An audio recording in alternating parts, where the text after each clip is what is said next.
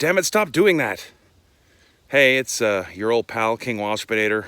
Welcome back to Total Party Skills. We're going to talk a little bit more about the subject of artificial intelligence and how it relates to Dungeons & Dragons and role-playing games. So let's play a little hypothetical game here. I mean, you're into role-playing games if you're watching this channel, so playing hypothetical games is kind of your bag. So paint a little role for you to take on and inhabit here. Let's say you're a writer and you're trying to get into the role-playing game book industry. You have ideas, you have a perspective to offer, you have experience to offer, you have a particular style, all that kind of stuff. A major hurdle, though, beyond just the fact of like actually getting honest-to-God publishers to even give you the time of day, is, generating enough of an online presence and following so that if you can self-publish, but be able to raise the funds needed to get all the various accoutrements you need to be able to make sure that you have what people consider to be a quote-unquote done the right way role-playing game product. With original art, an original cover, really nice high-quality maps, perhaps a whole editing department or people who could write some of the sections that you're not as comfortable with writing. And let's just say hypothetically that several major big tech corporations have developed some sort of computerized tool that could help you with all these things. But for some reason, you're not allowed to. There's a thing out there that could help you get original art for your role-playing game, give you an original cover, but you're not allowed to use it because both the customer base and the hosting websites are iffy about, the people who use them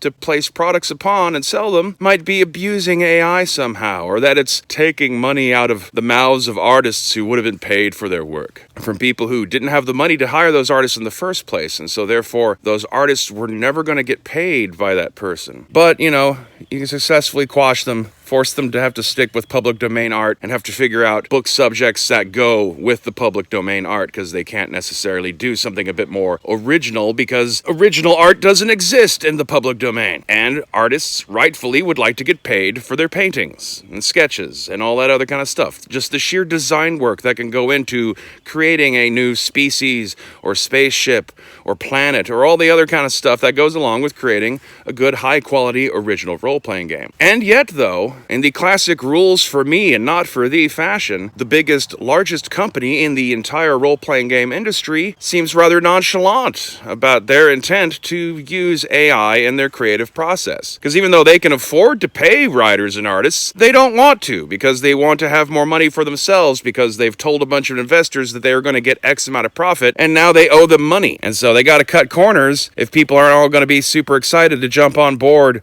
with losing their OGL rights and playing an online tabletop role-playing game exclusively that has a bunch of little tiny rapey ways to make you pay money all over again, over and over and over again on top of your monthly fee so that you can have special skins for weapons and elf hair colors and all that other kind of shit that you didn't need because these games already had all that with the power of your imagination. And even though they tried to sneak some AI-assisted art into one of their books that's about to come out, there's been a bit of a backlash, and perhaps that public backlash, as long as it lasts for the time being, against, companies using AI to make, opening credit sequences for Secret Invasion or to enhance how a frost giant lady looks in a D&D book. As long as that backlash is there, perhaps they'll pull back and we'll still have to grumble and actually pay people for art or pay people for their writing. It'll be a lot easier for them to get away with sneaking the writing in because as long as it wasn't something that you didn't already expect to be extremely technical sounding, unemotional, and non-offensive, how would you know if a human wrote it or not? AI, if anything, might lead to a new era of edgy content because if AI is embraced by the big media companies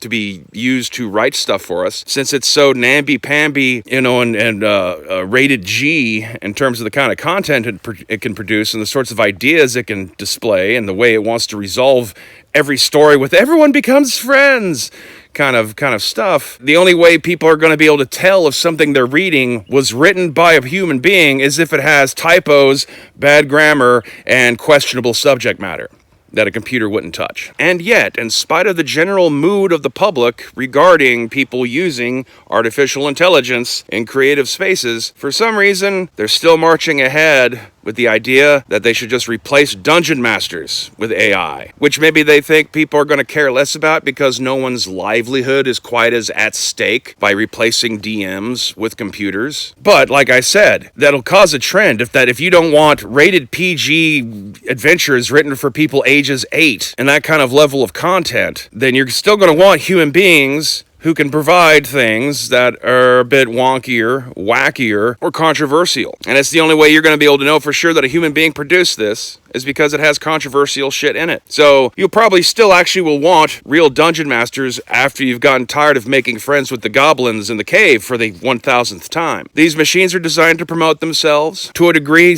a lot of the online hype about the dangers of AI and how it's going to destroy us all kind of subtly builds up the hype of how powerful this technology is and why you should spend $250,000 on an AI that will screw up your bus routes in your small town in Kentucky.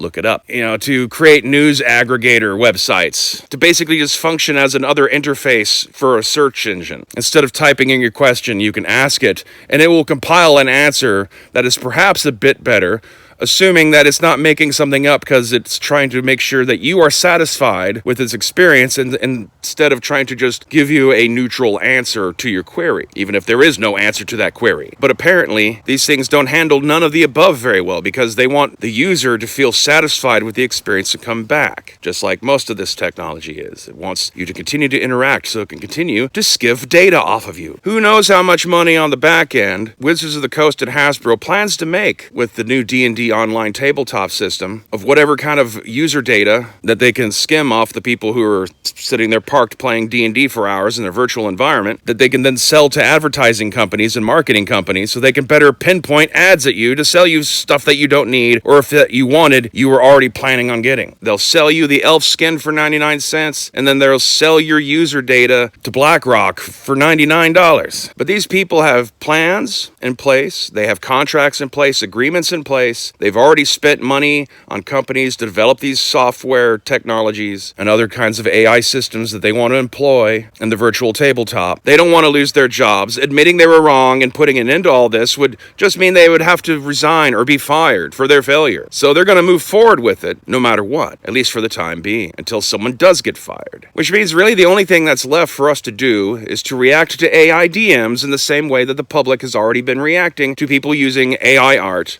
and AI writing, which is basically to reject it as hard as possible until they get the hint that this is not actually going to be a moneymaker for them. And that's hard, especially with D&D, because as I've said before, the Baldur's Gate 3 release is already showing a dangerous inclination in the D&D community to want to kiss and make up with these motherfuckers so they can play a stupid video game and then make videos about it on the internet. I'm not going to be making Baldur's Gate 3 videos. However, there does seem to be a chunk of this audience I've generated that this came here purely because of a Dark Sun video I made a while back. And so, for the sake of making red meat and actually doing some D&D content that I don't feel bad about doing, perhaps I might look into doing another Dark Sun video or two sometime in the near future. No promises. I mean, if you are going to be doing anything D&D related or promoting people to play any kind of D&D, then it should be the kinds of D&D and the settings of D&D that Wizards of the Coast does not want you to play. And so I feel Dark Sun stuff is still cool in that fashion in a way that everything else they've tainted is not.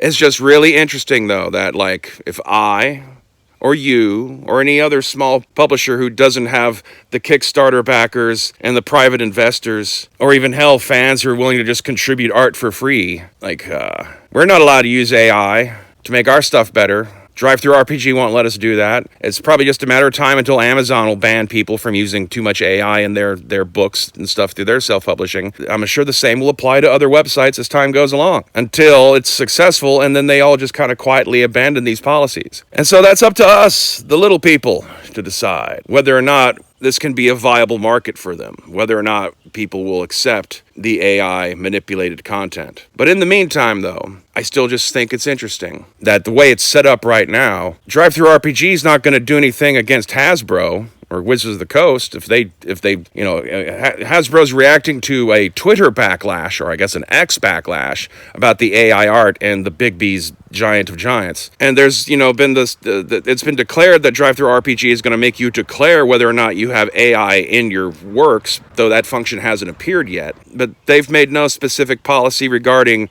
the big companies they have contracts with and who partially own them through shell companies and whatnot. And it's precisely these things like AI for me, but not for thee, is why you cannot ever put any faith into a corporate body that declares anything about its morality, because they have no morals. A lot of this new age mumbo jumbo that's been grown around modern day corporate culture is fucking ridiculous, because A, your company has no culture. You are not a society. You are not a tribe.